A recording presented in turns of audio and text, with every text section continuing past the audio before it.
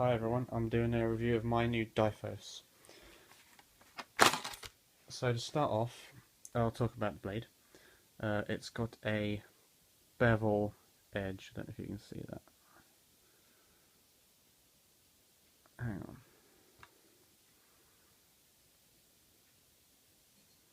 There you go. You can see it's got sort of an angled edge, so it's not one smooth transition, it's quite steep. And this edge is designed for durability instead of being a fine slicing blade. And the reason they've done this is because they want it to be a tank of a blade. Because in a zombie apocalypse, you aren't exactly going to be able to make another one. So you want something that's going to last. So in that idea, it's fairly justified. And the tip is very pointy, as you can see. It's very good. So that would have no problem piercing anything, really. And then the material is a 5160 spring steel, which is a very good steel for a sword. It's very tough, very strong, and it's tried and true. There's nothing wrong with it. It's great. There's a fuller in the blade, as you can see, and it's not a blood groove, before you say.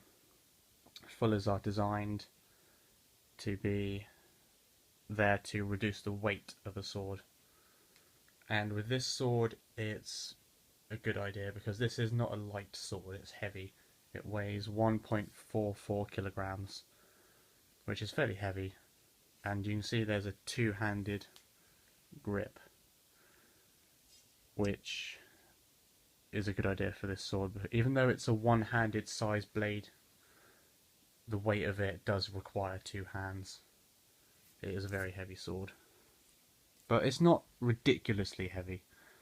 You could use it fine, but you wouldn't want to fight someone else with a sword with this, because it's still slow enough to, if you're going to get someone with, say, a long sword or a rapier, you would be at a disadvantage, because this is designed for a zombie apocalypse in mind. This is how they've designed this blade, for that purpose. So with that in mind, the durable edge, the strong, tough material, and the weight actually would give you a lot of swing. They have a lot of momentum with that. So, and the curved, it's a leaf-shaped blade. I don't know if you can see at the end there. It sort of curves out near the end, which slightly assists in a cut, because obviously this isn't designed for fine slicing. But the weight combined with the leaf-shaped blade will help. So this could cut through something very well.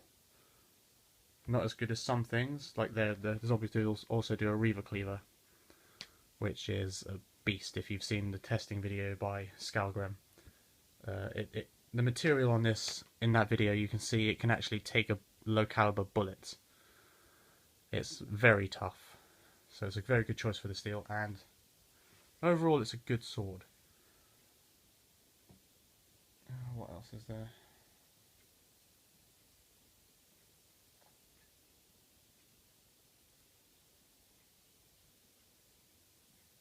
I'll show you about the sheath now.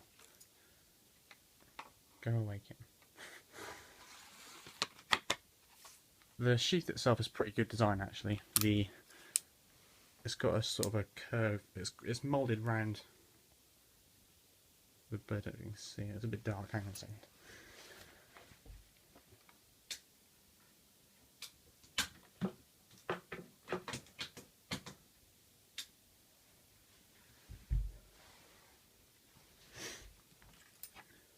That's a bit better. Here you can see how it's moulded around the shape of the blade. And it's sort of over the edge as well, so it will not fall out very easily. So it's pretty good. And I decided to go for a bit of a zombie style practical approach to making it part of my belt, and I use cable ties, because they'd be easy to come across and they won't come undone like paracord would or something. So I thought that would be a good idea.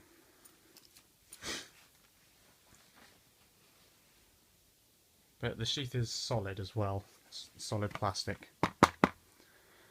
And you often see swords like the ninja ones on some sites, like they tend to be sort of this sort of material, and they're terrible because if you have it, so they tend to be designed to have it on your back, which is a really bad idea because you can't actually get the sword out very easily, let alone putting it back in the sheath, because it just pokes through the material. With this, it will not. It's perfect for it. Sure, you could have a wood one if you wanted, but this works just fine.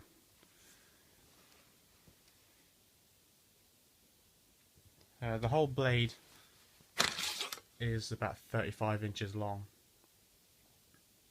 in length. And there's a little Zombie Tools logo at the bottom there. And on the finish of the blade, they use some sort of acid to give it the aged, dark look, which is quite nice. I think it's a really good look for it. As you can see on the edge where they've grinded it, it's just shiny. Hang on.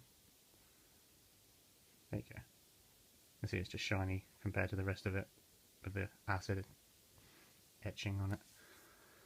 And the handle is a sandwich one, so they've got two other pieces of material, I think it's aluminium or something, and they just sandwich it on with rivets. You can see that. There you go. And that's the most secure kind of grip you can have, really. I mean, it's not going to come off.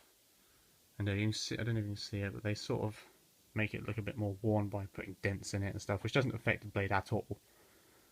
It's just to add to the feel of the blade and the look. And it's fine, it doesn't damage it at all. It's supposed to be there. The wrapping around it is a bit abrasive, because it's if your hand goes slightly up, it does really rub on your hand. So you would want to wear gloves using this, because it will give you blisters, really. And the shape of the grip is a quite good idea of what they've done. They've made it wider in the middle, which helps you. Your hand won't move up and down it very easily, which is good.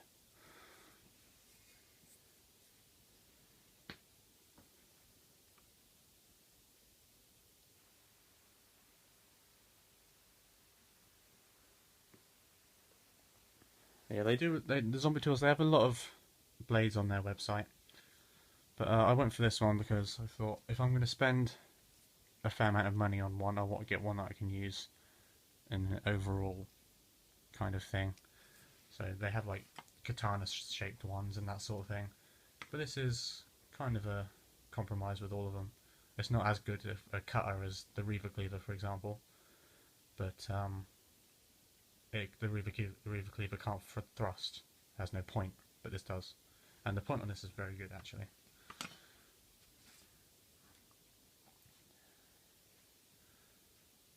And yeah, overall it's a very good blade.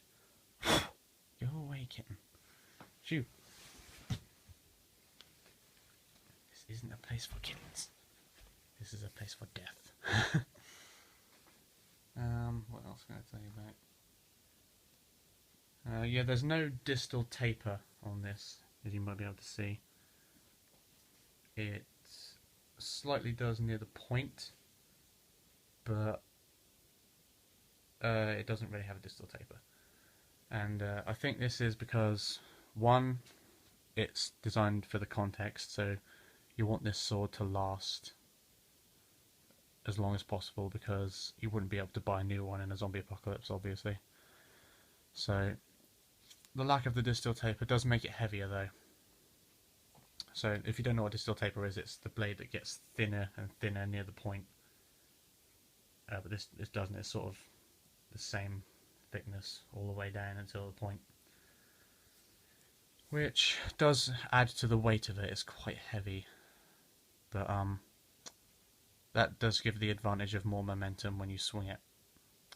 So combining the momentum with the not as good of a cutting edge as it could be, it kind of helps with that sense.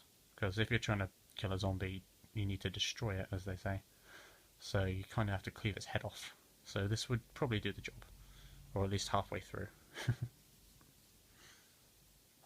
But yeah, it does add to the weight of it a fair bit. So yeah, that is something to consider. If you prefer a more agile sword, this isn't really the most one, but it's definitely one that would do its job. This would be perfect for a thrust because the point is very solid, and it wouldn't have any trouble going through anything, to be honest. I mean, this material is very strong.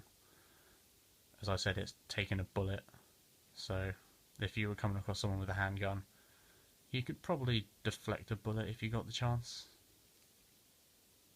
And I'm not just bullshitting, I've seen it take a bullet. Check out Scalgrim's channel, he's done a review of the Reaver Cleaver and the Diphos as well. So he might have mentioned stuff that I haven't mentioned as well, so check that out. It's a very good review, actually. The price of this is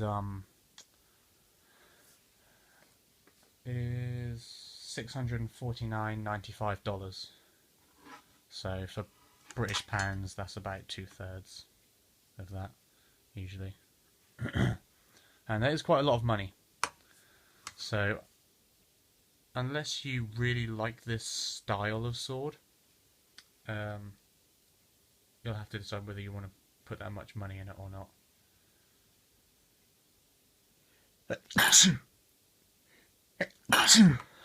Oh, sorry about that. But yeah, there's a lot of money for a sword, obviously, because you can get like historically accurate replicas for near this price. So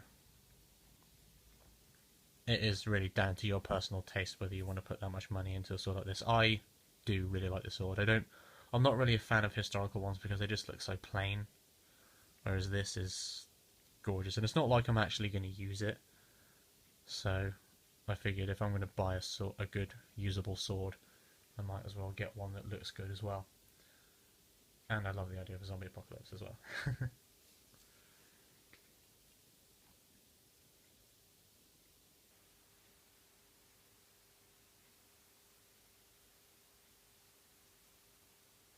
I think that's about it, really. Overall, I think it's a good sword. If you like the style, I'd recommend it. There are other styles of sword the zombie tools have, which you might like more. And yeah, they are a reliable site. They are the people themselves. They're quite cool. They're very laid back. They're not, you know, business people. They're a bunch of guys who wanted to make swords, so they did. So it's a good site, and you definitely get what you pay for, no doubt. This is a very strong sword, very well made as well. The guys know what they're doing, so it is trustworthy. So yeah, thanks for watching.